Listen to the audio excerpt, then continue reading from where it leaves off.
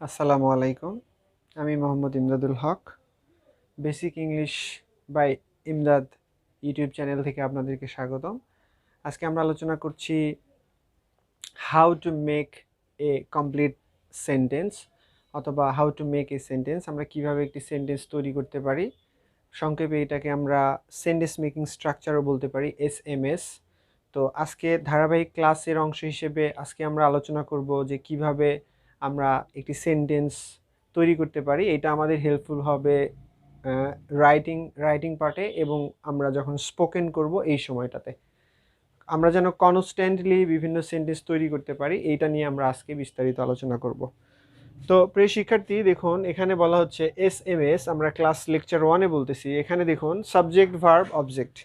Mainly সাবজেক্টটা আমাদের কি? সাবজেক্ট হচ্ছে একটা বাক্যের ডুয়ার্স, যে কোনো কিছু করে, যার দ্বারা ক্রিয়া সম্পন্ন হয়। যে কোনো কিছু করে, যার দ্বারা ক্রিয়া সম্পন্ন হয় বা কোনো কিছু করে থাকে, কোনো কিছু ঘটে থাকে, সেটাই হচ্ছে আমাদের সাবজেক্ট। আর ভার্বটা হচ্ছে ক্রিয়া। তো একটা বাক্যের সাবজেক্ট যেটা করছে, যেটা ঘটাচ্ছে, সেটাই হচ্ছে আমাদের ভার্ব বা ক্রিয়া। আর অবজেক্টটা হচ্ছে যে সাবজেক্ট এবং অবজেক্ট সম্পর্কে অতিরিক্ত যে তথ্যটা দেয়। সাবজেক্ট এবং অবজেক্ট সম্পর্কে অতিরিক্ত তথ্য দেয়া, বা এটাকে আমরা উদ্দেশ্য বা বিধিও বলতে পারি। তো আমরা একটা সেন্টেন্স আমরা কিভাবে মেক করব, এটার পূর্ব শর্তটা হচ্ছে যে আমরা অবশ্যই জানতে হবে যে কিভাবে আমরা সেই সেন্টেন্সটা মেক করব। তো আমাদের সেন্টেন্স মেক করতে নর্মালি বা বেসিক্যালি আমরা একটা সেন্টেন্স গঠন করতে গেলে প্রথমেই যে জিনিসটা ভাবি সেটা হচ্ছে যে আমাদের একটা সাবজেক্ট লাগবে, একটা ভার্ব লাগবে, একটা অবজেক্ট লাগবে। তো এখানে আমরা এটাই শিখব। তো এখানে লেখা আছে do, write, eat, play, watch, drink, take, break, come, give.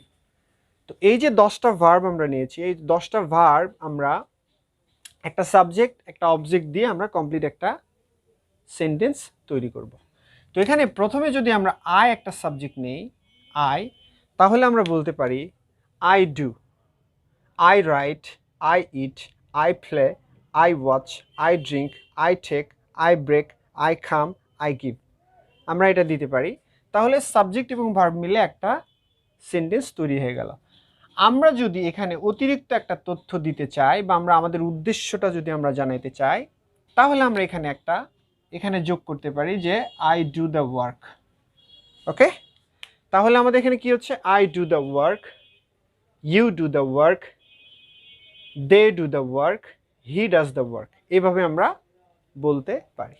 আবার পক্ষান্তরে আমরা বলতে পারি I write a letter, I eat rice, I play football, I watch a movie, I drink water, I take tea, I break work, I came to school, I give to them. তো এইভাবে আমরা sentence making করতে পারি।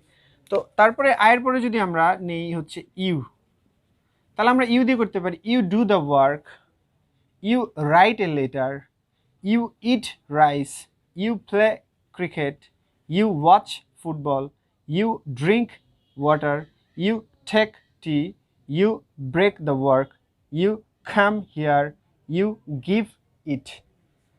You যদিকে আমরা singular ধরি, you আমরা plural হিসেবেও ধরতে পারি। তো তারপরে আমরা যদি দে ব্যবহার করি সাবজেক্ট হিসেবে, তাহলে আমরা এখানে বলতে পারি they do the work, they write a letter, they eat rice, they play cricket, they watch movie, they drink tea, they take coffee, they break the work, they came to here, they give to them.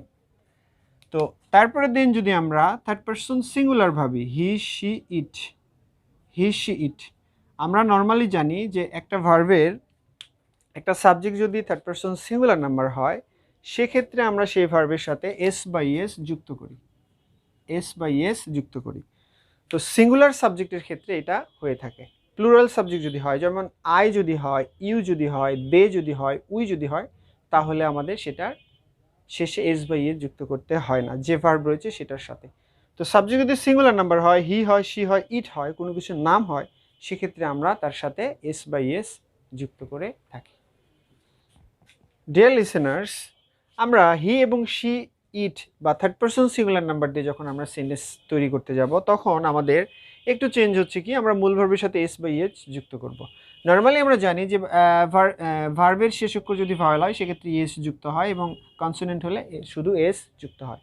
তো সেক্ষেত্রে আমরা বলতে পারি হি does the work, he does work, he writes a letter, he eats rice, he plays cricket, he watches movie, he drink water, he takes T, he breaks the work, he comes here, he give to them.